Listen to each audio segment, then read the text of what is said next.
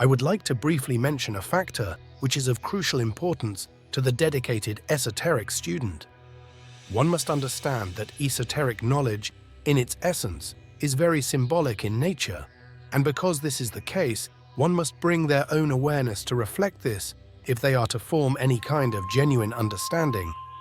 For one to most efficiently navigate this symbolic abyss of esoteric occult knowledge, they must gradually instill themselves with a symbolic state of mind, through which they can more thoroughly fathom the material.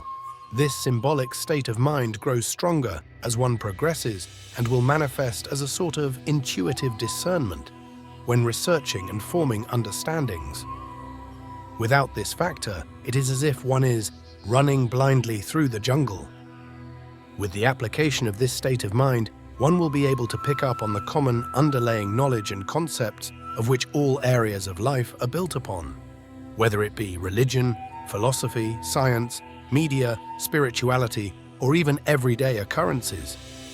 This symbolic nature ties intimately into the very fabric of existence. Therefore, all that we know reflects this at its core. Mankind itself is a symbol of the divine, a symbol representing an embodiment of many other symbols, archetypal energies.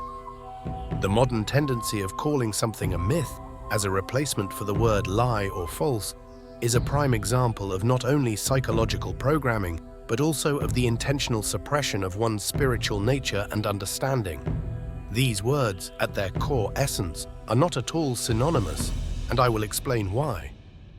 Mythology, in its essence, is actually quite the opposite of something that is false or a lie, though the modern usage and association would lead one to think otherwise.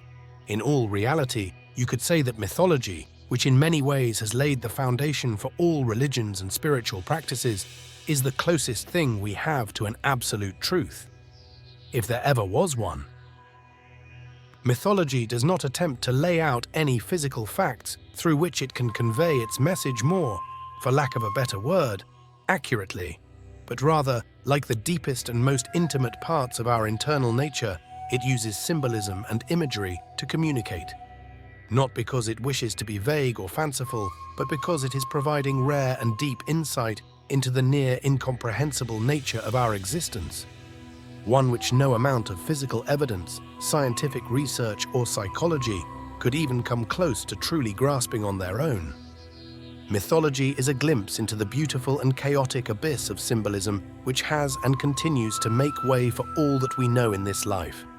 In fact, with the proper discernment, you might say that it is synonymous with divine and/or esoteric knowledge. The divine cannot be measured or forced into absolute definitions. It cannot have its complexity explained away by any series of so-called facts. And this is exactly the essence of mythology as well. Symbolic, divine, and highly complex answers to symbolic, divine, and highly complex questions. Written by Gage Timothy Krebs Ramirez and inhabitants.